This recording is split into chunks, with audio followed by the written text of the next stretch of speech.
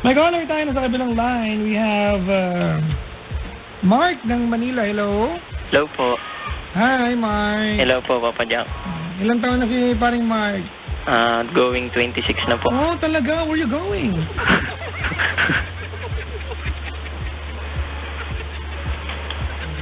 $25 ka na ngayon. Apo. Kailan ang birthday? Sa July pa po. Sa July pa. Brad! Ay, hindi. 26 na pala ako, Papa Jack. Kaya ayun na yung pulis matutokhang. Ano, Brad? Wag po. Bombero pala yan. Bombero pa gano'n, di ba? Mobile po yan. Mobile? Opo. Hala ka, Brad, matutokhang ka na. Hindi. Carpio. Carpio?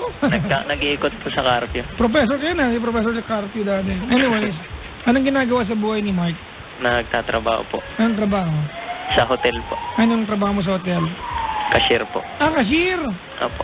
Cashier ka sa hotel? Opo. Buti pa yung visa ko, customer doon. Anyways, ano paglilingkod ko sa'yo? Hindi, may tanong lang po ako, Papa Jack. Ano lang po, Radyo patayin mo. Papatayin ko tong telepono. Hindi, patay na po. Ay, mamamatay radyo ko. Game, ano yun? Tanong ko lang po kung paano mo masasabing mahal mo pa isang tao? Tsaka, hindi ako sumasagot ng mga ganyan tanong. Give me the story and we will talk about it. Alright? I don't normally answer yung mga sige hypothetical po. questions. Opo. Hindi kasi po, di ba sa una po, syempre, normal lang yung... Teka lang, ganito, okay. Po. Kwento mo ba to? Opo. Yan. Pag-usapan natin, okay? Opo. Ito ba ay girlfriend mo?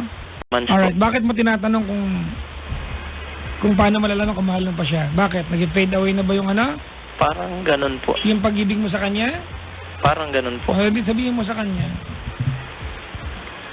She deserves to know. Di ba? Iiyak yan. She will be hurt. Di ba? But she deserves to know. Hindi ko po alam kung paano sabihin. There is no easy way to break somebody's heart. Sabi nga nung kanta ni James Ingram. And that's very true. It will make her cry. It will devastate her. Di ba?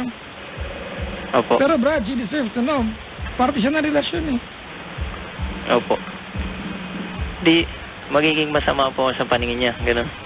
Why do you have to... Alam mo, Brad, ganito Ito ang linya mo mga ganito. Linya lang ito ng lalaking na-fall out of love daw sa girlfriend pero may ibang napupusuan. Parang ganun. Huwag mo akong lolokohin, ha? Oo nga po. Pinapaganda mo eh. Diba? Dapat, kasi... dapat ang tanong mo, paano pa bang may iba na akong gusto? That's the proper question. Opo, hindi ko po kasi alam kung paano itanong. Di ba? Opo. Pero yun po yung totoo. Parang ganun po. Sabi mo sa kanya, I'm falling out of love. Kasi Brad, ganito. Yung kayong dalawa magjowa kayo. 1 year na kayo, di ba? Opo. You are expected, di ba, to show her love. Opo. Magkarelasyon kayo eh. Opo. You are expected to show her love, di ba? That's given. Ngayon, Chong, love should not be enforced, di ba? To anybody. Hindi ka naman pwedeng pilitin kung nga talagang hindi mo na siya gusto. Opo. Ngayon, Chong, kung talagang hindi mo na siya gusto at may baka na napupusuan, di ba, please, give her the dignity to know the real score. Hindi yung pinapahula mo siya, magiging cold ka sa kanya, lalayo ka, distansya ka. Ganun po. Ganun yung nangyayari ngayon. Huwag ganun, Brad. Ayun nga po, kaya hindi ko po alam kung anong gagawin. Di ba? Nung time na nililigaw mo siya, lakas ang loob magsabi sa kanya na gusto mo siya. Nung time na na-fall out of love ka, magsabi sa kanya, disente, kung ayaw mo na, hindi magawa. Opo. Gawain na lalaki yan, bigla-bigla. Di ba, lalayo. Di ba, pag finally naramdaman ng girl na lumalayo yung lalaki, magtatanong yung babae, may problema ba tayo? Sabi ng lalaki, I just need I need to find myself. Bakit? Na-misplace mo? Di ba, I need some space, I have family problem, lahat ng dahilan, gagawin. Bali, hindi ko pa po na sa kanya nararamdaman lang po niya. Brad, kasi ang babae, talagang sila, mapagmasid sila. Opo. Kung mo naman siyang tsaka wag mo siyang unti-unting patayin sa sama ng loob. Kung ayaw mo na, magsabi ka sa kanya. Yun nga po. Ano ang pipilit sa'yo kung ayaw mo na, hindi ka naman si Ding Dong Dan, sa sobrang gwapo siguro. Para habulin. Hindi naman po. Pala naman eh. Diba? Gano'ng katagal mo na niloloko yung jowa mo? Ay, hindi. Brad! Hindi, ito lang po. Mga 1 buwan pa lang po. Okay. Lumalabas na kayo ng bagong girl, no? Hindi pa po. Ito bibigyan kita ng senaryo Sige po. Etong ibang babaeng pinag-usapan natin ngayon. Hindi mo lang basta gusto to. Nagkakaigihan na kayo niyan. Tayo mga lalaki, we love playing safe. You are not going to make a move unless safe ka sa babagsakan mo. Hindi naman sa ganun pa ba dyan? Yung sa akin lang. Pero nagkakausap na kayo ng babaeng to. Minsan po. Tigilan mo ako, bro. Tsaka ako lalaki ako Pag mo akong gagaguhin dito Ayun nga. Okay, wag mo akong gagaguhin talaga. Yung pagiging babaero na yan, wag niyong gamitin sa akin yung mga alibay niyo. Ako sumulat ng librong yan. Opo. Di ba? Maliwanag sa akin, Chong, na alam mong gusto ka na ng babae na to.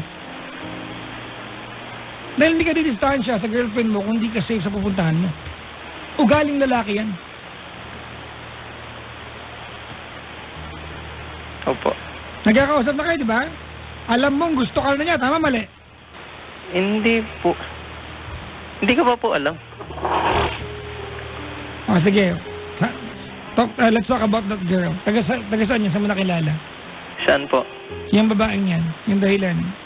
Dito lang po sa, Hindi, kasi ganito pa Jack. May radyong bukas, patayin mo. Andali lang po. Isa pa, bababaan kita. Ay, pinatay na po. Hindi kasi, yung sa jeep ko po ngayon, parang, parang kang nakakulong, parang gano'n. Brad! Okay? Don't do that. Don't be unfair. Yun nga po, kaya Alright? tumawag po sa inyo. Yung makikipag-iwalay ka sa girlfriend mo, tapos imbis na magpaalam ka ng maayos, hahanap ka ng mali sa kanya at ibibintang mo sa kanya kung bakit nagpapaalam ka. Pero ang buong katotohanan, may iba kang gusto. Nasampalin kita ng keyboard ngayon, loko. Hindi, okay lang babadya kasi... Orakin mo itong keyboard na to sa mukha mo. Hindi, gusto ko talagang yung pamukha mo sa akin na Hindi na pala. Pagod lang ako sa'yo. Hindi, gusto ko kung paano sabihin sa kanya, ganun. Pag-usapan mo muna, saan mo nakilala yung babae na yan, yung bago? Chom, ganito okay, bago mo sagot ng tanong mo. Kung na-fall out of love ka sa girlfriend mo, at may baka na mahal, masakit man sa girlfriend mo yan, kalayaan mo yan bilang tao. Di ba? Hindi ka dapat pilitin to be with someone kung hindi ka na masaya. Hindi ka dapat pilitin at pwersa yan to be with your girlfriend kung iba na gusto mo. That's the rule of the, di ba? Of love. Alright? Hindi pwedeng plastikan ng pag-ibig. Oo nga po. Alright? Okay? So, with that, Chong, kung hindi ka na masaya sa girlfriend mo, have the decency to save her dignity. Magsabi ka sa kanya ng matino. Now, di ba, being said na it should not be taken against you, di ba? Pag-usapan natin yung babae na yan, yung bago. Katrabaho mo yan? Hindi po. Okay. Kailan kayo una nag-usap? Saan? Anong pagkakataon? Sa text po. So, tinetext-text mo? Parang ganun po. Pero hindi na po nagte-text ngayon Ayoko na sagot na parang ganun, ha? Opo. Kasi kung parang nag-text lang, ano talaga nangyari? Hindi kasi ganito.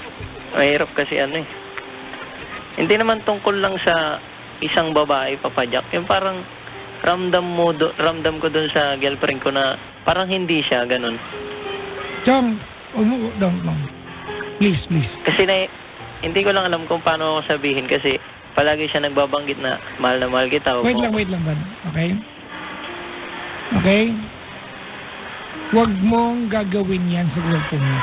Don't try to be a fault finder and make it appear that it is her fault kung bakit ka ayaw na sa relasyon ninyo. Chong, yung tao, pag iniwan mo na siya, mahal na mahal ka niya, iniwan mo na siya, tumiiyak siya, di ba, dahil iniwan mo siya, anong iisipin niya? Kasalanan pa niya, bakit nawala ka? Samantala na-fall ka sa iba? Di ba? That's the best thing you can do for her. Magsabi ka ng totoo, Brad, para pag umiiyak siya, alam yung dahilan. Alam yung totoong dahilan. Yun nga po, gusto ko nang sabihin yung totoo, kaya lang, hindi ko alam kung paano i-open up po. Parang ganun. Teka muna, pag-usapan, sino yung mga babae niya? Kayo na pa kita tatanong, kayo na pa ako nililigaw Hindi naman po sa bahay. Sino yan? Saan mo nakilala? Dito lang sa area ng work po. O, gaano katagal mo nakatext yan? Bago pa lang. Gaano katagal na? 1 linggo. Kanina, 1 buwan? Sinungaling. Kinakabahan kasi ako eh.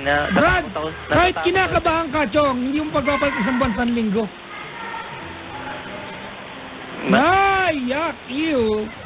Sorry. You're lying. You're lying.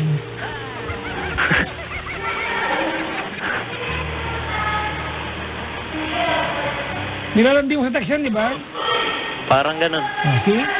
Yan ang dahilan kung bakit nilalandi sa girlfriend mo. Opo. Di ba na-excite kasi mong babae? Opo, tama po. O, di ba? So, wag mong hanapan na mali yung girlfriend mo. Kung gusto mo siyang iwanan, at di mo na mahal, baka nang gusto, magsabi kang totoo. Ganun kasimple yun. Hindi yung hahanap ka ng mali sa kanya. Hindi ko pa kasi alam kung paano i-approach. Brad, sabi mo na totoo. Oh, yun po yung gusto ko marinig.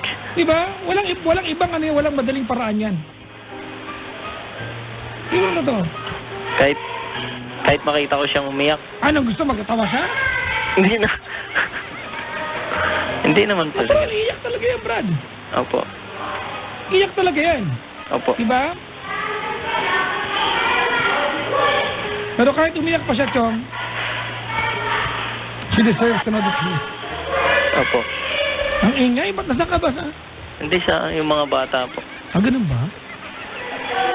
Sige na, salamat sa pagtawag, ha? Sige po. Hindi masyado. Bye-bye.